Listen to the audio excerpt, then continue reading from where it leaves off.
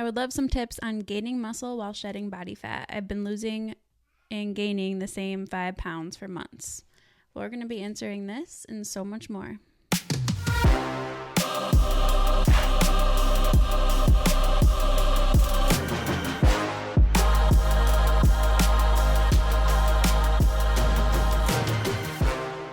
Welcome to another Q&A Day podcast. First of all, thank you guys for the awesome questions. These have been getting better and better every week. I threw up a question in our Facebook group, so if you're not in there, get in there. That's the priority for these episodes. We answer from all over the places, but if we're crunched with a bunch of questions, they start there. But I threw a question up 2 hours ago prior to the recording of this, and the questions were all great ones. Makes level. It fun. Makes it a lot more interesting and fun for us too. And I think you guys have these questions, so I'm sure somebody else listening probably has the same question at some point. So super helpful for not just you, but your peers. I don't know why I put a long sleeve shirt on.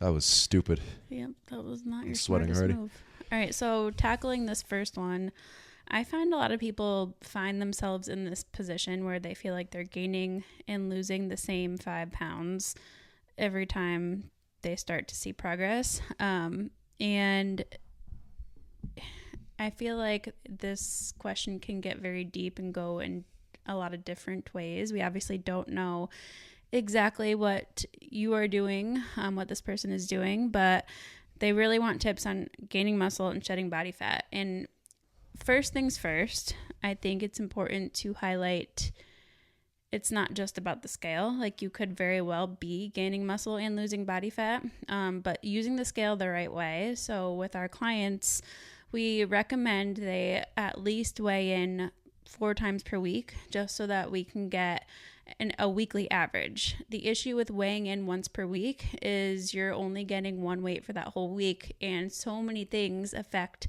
what's happening on the scale. It's basically just water fluctuations when you're looking at it on a smaller scale, like day to day. So you could hit that number at a high day, you could hit that number at a low day, and just kind of be completely thrown off based on what it says. So you want to get a weekly average, at least 4 days weigh in, first thing in the morning, before you eat or drink anything, after you use the bathroom, weigh yourself and get 4 of those and take your weekly average and compare your week to week average. That's going to give you a much more accurate representation of what is actually going on with your progress. So I would just start there, make sure you're doing that. And also make sure you're tracking in some other way, whether you prefer body circumference measurements. We don't really do that much with our clients. Progress photos are probably the best other way that we recommend you track your progress, and take those as consistently as possible too. So the same time of day, wear the same thing or close to the same thing, be in the same kind of lighting, control what you can control there. But as far as actionable steps, yeah. if you've been stuck at this for a while, you just want to get really specific with your consumption. So tracking everything, maybe not getting too crazy as far as, different meals and mixing and matching. If you've been stuck at this for a while, like, that's not something I recommend normally. But if you've been stuck and you want to keep that scale moving to finish out this cut, pick a rotation that works really well for you, that makes it really easy to be very consistent with what you're consuming. And then you'll have a better baseline for if you need to decrease that a bit further to finish out the rest of your cut. So consistency is always king. And being a little boring during that last part can help a little bit, so you're not messing around with, plus or minus 150 to 200 calories because you didn't realize this thing had that extra whatever. I want to remind you too, if you're listening to this, like 5 pounds for a female is not significant. It's not insignificant. It's not insignificant, but it's also not significant to fluctuate that much. Like, let's just discuss like a maintenance range. Like, I don't have a maintenance weight where I'm the same exact weight every day if I'm in maintenance mode. So like, that can fluctuate based on where I'm at in my cycle, based on what's going on. So for women, it's normal to fluctuate upwards of 8 pounds and be maintaining your body composition. So also keep that in mind too. Like, again, there are a lot of different layers to this, and it kind of depends on, we kind of need more information to give you like a clear plan on like, okay, this is exactly what you need to do. But I would start in those 2 areas, keep that in mind, and just, you either really need to dial things in, or maybe your body is progressing and you're just not tracking things the right way. Yeah, to that point, if you can look at weight simply as a data point and not let it freak you out, then daily weigh-ins are going to be the best. At a minimum, get that 3 to 4 separate weigh-in data points set there. And again, going to weekly average. So if you're fluctuating 3 to 5 pounds, let's say you're at 150, 151, 152, then you're down to 148, 147, 146, and then you spike back up to 150, and you weigh in once during that scope, and it says 150 this week, and then last week it was 152, and then this week it was 149. You don't have the average. You're looking at this thing bouncing up and down, thinking nothing's working. Whereas you could get those different numbers where it's up and down plus or minus 3, 4, 5 pounds, but overall weekly average is trending down 3/4 of a pound per week. That's actually progress, and you don't really want to deviate from what you're doing. That's pretty efficient if you're losing, 3/4 of a pound per week and you don't have a ton of weight to lose. And if you chose to slash calories a bit further, or, do something else that wasn't needed, you could be compromising the efficiency of that when what you're doing now is working well. All right, next question. I'm interested in hearing how you guys adapt your evening and morning routines as Kai begins school. Does he have to wake up earlier, making his lunch, everyone's breakfast time, getting out the door in the morning, etc.? Just how things shift in this new season. It's definitely important. We're in day one. We're in day one, but we're still very consistent. So I would say morning and evenings, we have kept a pretty good routine all summer, and this school schedule is the same in the mornings as far as what we did last year. So he's starting at the same time last year. We keep a very consistent schedule all summer. We typically, sometimes we'll let him sleep in a little bit because he's older now, but both kids typically get up around 7 for the most part. And that kind of our morning routine really is going to remain unchanged, except we're adding in making lunch again. So we probably will have to iron out, it'll depend on Cora a little bit, who's got her that day. If we're switching, we haven't really talked about that yet personally. But I would say overall for Kai, not much has changed. His routine is exactly the same. And if he gets up at 7, he'll get dressed right away. You get him dressed usually while I'm feeding Cora. And then we'll go for our family walk first. How long is our walk? Because I get that question almost every time I post it. 10 minutes. 10 minutes. It's half a mile. It's probably closer to 15 minutes. So we do that as a family first in all seasons. And then we come home and you guys maybe do a cold plunge if he's doing it that day. And if not, we just get right into breakfast mode and getting everything ready. So that's the morning, and that's kind of our flow. We kind of are all hands on deck now that Cora's crawling and running around. And then one of us will drop him off at school. And then evening, so he will get home around 3:30. My goal is for us to hopefully be tying up work by that time every day so that we can then spend dinner time, evenings together as a family. He comes home, maybe we go for a hike, maybe we do something together, have dinner, and then put the kids to bed, and then we can finish up work if we need to at that point. But that's how maybe you're different, but that's how I'm envisioning what I want our afternoons and evenings to look like. Yeah, I'm trying to get back to my 5 a.m. wake up so I can get a couple hours before he wakes up and then be done. By the time he gets home, I pick him up. But our kids go to bed and wake up within minutes. There's no alarm, but every day within minutes of the same time. When we let him sleep in a little bit, it was 7:15 instead of 7 o'clock. And, the end of summer, we did start letting him stay up a little bit later. So maybe he was going to bed a little closer to 8 if we were in the middle of a movie or something, or, whatever we were doing. We didn't rush to get to bed at 7:30. But typically, Cora's in bed at 6:30. She's up at 7. Kai's in bed at 7:30, and he's up at 7. And that's, again, without alarms. It's just consistent. That's, as adults, as kids, that regimen it's important. And that circadian rhythm is something that he's done a really good job. And we've done a good job setting that schedule and completing. So waking up first thing, getting outside with the family, taking that walk. These are little things that you're not necessarily thinking about, but it's awesome for sleep and establishing that rhythm. So yeah, not a whole lot is going to change. We are creatures of habit. It's worked very well for us. It's worked very well for our kids. And that's something that, we'll just tighten up bedtime a little bit and get back to that 7:30 on the dot setup, and we'll be good to go. All right. This is a couple of different questions from the same person. Pre and post workout nutrition, how important of a role does it play? Let's tackle that first. We kind of touched on in the last Q&A, I believe, ideas of things of what you want to focus on pre-workout, and we kind of had varying opinions and options for you guys there.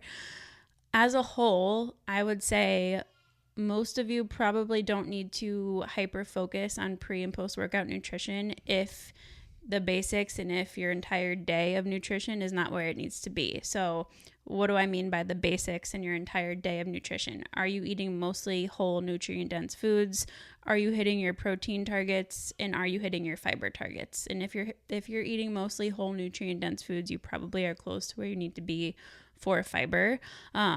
So getting all of that under wraps and being consistent with that for a period of time is the most important thing. And then obviously calories do matter if you have specific goals. So if you're in a fat loss phase, making sure calories are where they need to be there. If you're trying to improve performance and gain muscle mass, maybe adjusting them upward a little bit, that's going to be individual. But I would say as a whole, make sure the basics are where they need to be. And then if you want that last little bit, which I would consider maybe like the next 5%, you can dial in pre and post workout nutrition a little bit more. I would say pre-workout nutrition probably matters more than post-workout nutrition. However, if you're not consuming anything pre-workout and you're eating fasted, you're If you're eating fasted, you're a weirdo. This is pregnancy brain already. If you're not eating anything before, then post-workout nutrition will be more significant. So it kind of depends, but for most of you listening, you probably have work to do on your basics first. Yeah, it has come out a lot more recently that as long as your overall daily intake is where it needs to be, the specifics matter a whole lot less. That said, if you are training fasted, everything you said is on point. It's one becomes more important than the rest. So getting in some fuel around your workout, if you're not training with food in your stomach, getting it in immediately after. And that's about as specific as you need to get. Nobody else, unless you're an elite athlete, is really going to notice the difference of that last 5% of optimizing pre, intra, and post-workout nutrition. And then same person. Also, I feel like I hear a lot about protein and fiber, but not as much fats. Can you talk about fats? How much should you be eating? Good sources of fat, etc. We don't talk about fats as much because both carbs and fats are kind of individual as far as where you want them to fall when it comes to your goals, no matter what your goals are. So as long as you're eating enough, I would say, I want to throw out like a general recommendation, or do you not even want to give like a minimum? I wouldn't even. I mean, a minimum 20% overall caloric intake. Just for health purposes. Just for balancing your hormones. You know, good fats are important. That aside, they can be all over the spectrum. But, you know, not getting below a certain amount. Like, you don't want to cut fats out. But I've played with higher carbs and moderate fats, and I've switched over to much higher fats and moderate carbs. I just, you know, I feel like I respond better that way. A lot of that is probably because it's a lot easier to consume a ton of processed foods when your carbs are higher versus your fats. So fats, I'm getting it from olive oil. I'm getting it from nuts. I'm getting it from, grass-fed, grass-finished, pasture-raised beef, my eggs. Whole milk. Yep. The thing with fats, too, is like a lot of women, especially, I find, they lean towards like the diet type foods, like low fat yogurt, low fat milk, all of those things. I'm in a season of life where like, give me the full fat. I think that's tastes way better too. It tastes better, but it's also the more like natural version. Like when they're taking the fats out of it, that's more processed.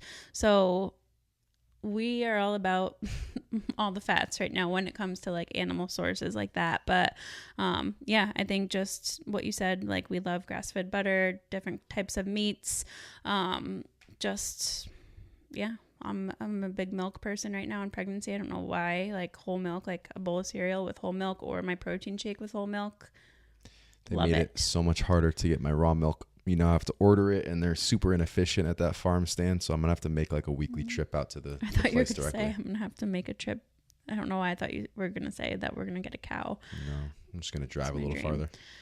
All right, next question. Preference question: pros and cons.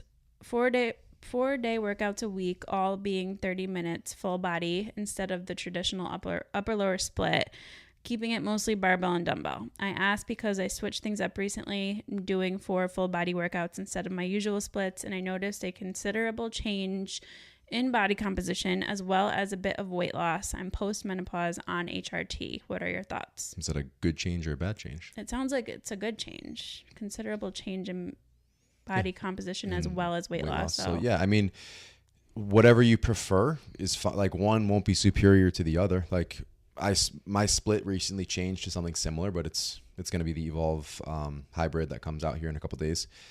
But it's an upper lower split. It just you tend to get a little better recovery. Whereas if you go 4 total body days, your body does adapt to it, so you will adapt to the recovery factor. But it's not, as long as you're crushing those workouts, intensity is high, you're progressing well, all for it. And you might switch back. You might say, hey, you know what? I want to switch it up. I want to go back to my upper lower split. That's fine. Yeah, different seasons of life. A couple weeks ago, when I was like hitting my peak running volume, I switched to our Move program, which is 3 full body days per week. For 2 weeks I did it, and I realized it just wasn't for me. Like, I personally love the upper lower split, so that's a great example of like, experiment with it. If you love it, continue. If you don't, it's okay to switch back. All right, I'm like real quick on that. I'm just a huge advocate of experiment on yourself. If you're seeing progress, then it's working, period. Yep. Nutrition, training, fill in the blank. All right. I'm constantly working on bettering myself and my lifestyle. After all, it's a journey. Currently 6 weeks out from my wedding, and I want to feel and look my absolute best. Currently lifting 4 to 6 days per week, focusing on protein, drinking a gallon of water and electrolytes every day. Any further tips or thoughts? I'm down about 18 pounds, and while I know 6 weeks isn't a lot of time, I'd love to feel even better and lose a few more pounds of fat. Great job. Down 18 pounds on your own already. That's incredible. You say you're lifting 4 to 6 days per week. I want to just make sure you're following a program and not just lifting sometimes 4 days per week, sometimes 6 days per week. Like, that's a little confusing to me. So step 1, make sure you're following a progressive program. Step 2, you said you're focusing on protein and water and electrolytes every day. I would track all of your macros if you're not, and kind of just see where you're coming in as far as calories, carbs, and fats go, just to see, and then make adjustments from there. 6 weeks is a significant chunk of time to lose some more body fat, I would say, especially if you're already like in flow of things right now. You're in a groove. Yeah. So you probably just need a macro adjustment as far as decreasing calories. Keep protein where it is if it's in a good spot. But yeah, that's the recommendation I would have. I mean, you're already on a good path. So if you change nothing else, just assess your workout intensity. So assuming that you are following a program, progressive overload, just going to that 1 rep short of true failure, it will make a huge difference. I've been training for, I don't know, how long has it been? 20 something years at this point? 20 years, say 20 years. Switching to this setup, much lower volume, much shorter workouts, but going to failure / just short of failure, like, I'm getting sore again. I'm seeing great results. So that one little tweak can make a huge difference, especially the last 6 weeks that you got. What is the most important thing about being a successful health and fitness coach? Not being a dipshit with your platform, not spreading whatever, false information, sexy information to get people in, hooking them with some nonsense jargon. Most important thing is just using your platform to educate people and, put things out into the world that people can use, whether they work with you down the road or right now or never. Just being a good person and letting your roster fill because of that, because people notice that. Yep, I agree. Time out. Brought to you by ChatGPT. We will do our first this or that. That's for us. That's our Q&A. What is happening? What do you mean? Put your phone down. This or that. Keeping it easy first, pizza or ice cream? Ice cream, obviously. I'm going to go with a good homemade pizza. Ice cream is seasonal for me. Would you rather 5 a.m. workout or 7 p.m. workout? 5 a.m. workout. 5 a.m. workout. 7 p.m. Woof, you'd have to pay me. I used to. We both used to. I could not imagine doing that today. Not after kids all day. Home cooked meal or fancy restaurant? Home cooked meal. We talked about that in the last episode. Once in a while, fancy could be fun. Like if we go to Ohana, next trip in Disney. But the fancy places just haven't been very good lately. And it's always nice to do it yourself. No sex for a month or no phone for a week? No phone for a week. I don't want my phone for a year at this point. That's fair. Same. More uncomfortable for you, walking in on your partner dancing like a weirdo or catching them in a facial mask? Be very careful. Be very careful. You wear a facial mask almost, like a few times a week, so I'm going to have to go with the dancing. Definitely the dancing. You would agree? I didn't do it for a while. It's no, been... you have to answer for me. Oh, for you, dancing like a weirdo. There's nothing wrong with a face mask. You think that would be more weird? You wouldn't be like excited about that? I don't think either of them are that weird, to be honest with you. Which is worse, accidentally sending a sexy text to the wrong person or getting caught naked by a delivery guy? I don't think either would happen to me, maybe. It's not would it happen to you, which would be more uncomfortable was the question. Or which is worse? Probably the first one, sending a text. Sending a text. Training in sneakers or barefoot? What do I like to do? Barefoot. Preference, barefoot.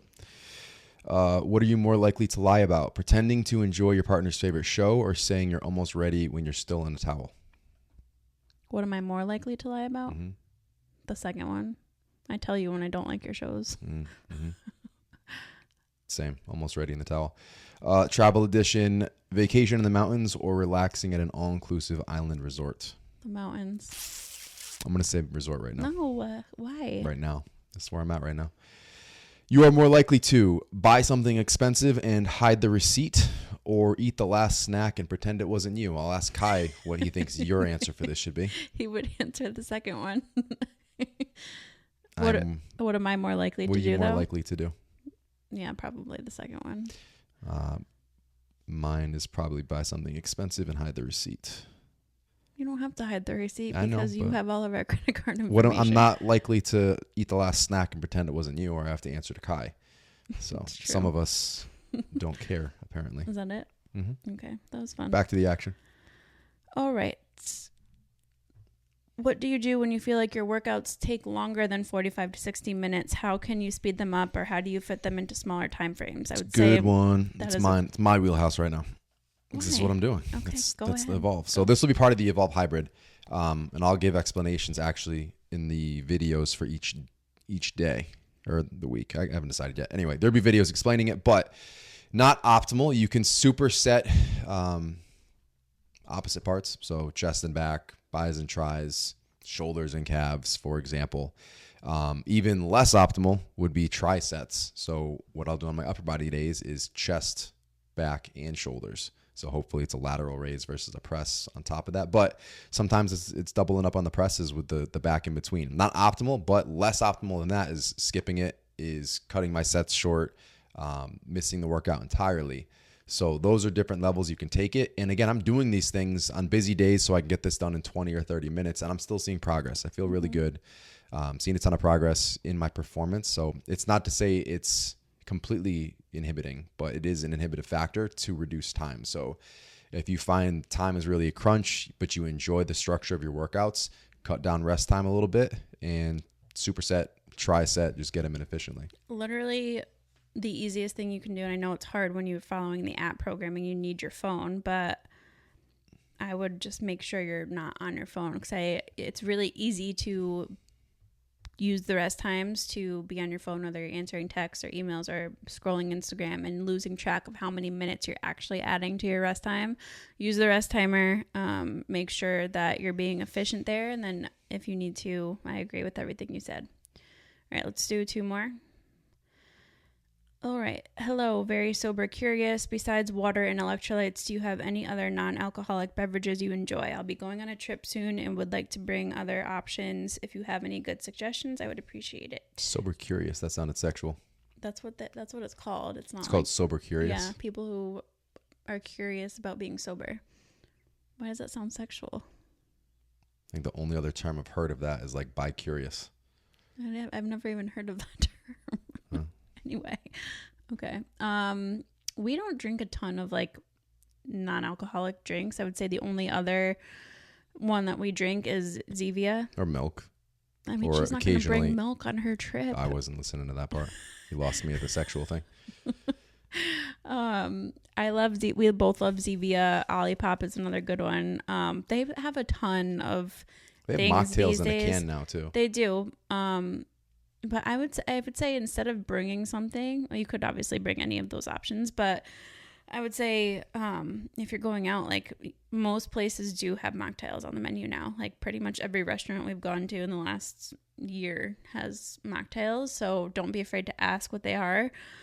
Yeah, I mean, for us, we're not shy about just having water, but I can understand the purpose and excitement of having something that's just not water while everyone else is drinking. So, Isn't that the reason that liquid death exists? is liquid death an option? What is that? Water? It's a water in a can that looks like a alcoholic drink or a beverage. There you go. Energy beverage. All right, last one. Let's do this one's was written kind of confusing. Let's see if we can get it down. I'm getting into a really good routine. Partner still on a journey to find that routine. I want them to be healthy and well. I feel like we're not on the same page and it feels hard. I feel better than ever, but don't feel as good about my relationship. Advice. For context, we both work and have 3 kids.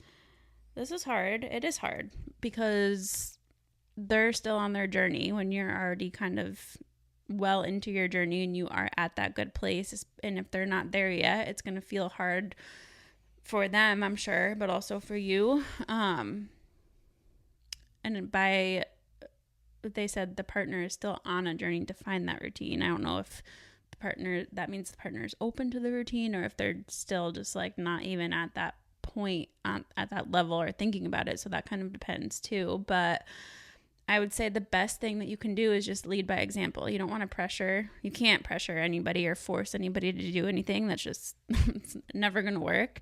But if you continue to lead by example and share how much your routine is making you happy and how you feel and all of the things that are happening, and even just asking them questions like how they're doing, like how are they, progressing or not progressing? Do they feel like they need your help at all? Like just be that person that can kind of listen to whatever they're going through. I think that's the approach I would take if I was in that situation. And hopefully eventually it will rub off onto them. You'd start by finding activities they actually enjoy. If they like hiking, if they like playing pickup basketball, get creative. You know, You got the family, go out and do something, get them moving. And for one, if they enjoy doing that, maybe they'll do that more, which is going to get them kickstarted on that journey. It doesn't have to start in the gym. For another, if you guys are doing these things and they realize how terrible they feel, it might inspire them to make that change. So that'll be, like you said, they're on their journey to finding it and what's going to work. So that's a process to kind of kickstart it for them. But at the end of the day, they have to be bought in to begin with. They have to want to do it in some capacity. So helping them find something they enjoy or inspiring them to get better. Those are your avenues. Love it. All right, Let's we're wrap going it to up. end it here. Where can they find you? I'm at Alessandra Skutnik. I'm at Josh Skutnik.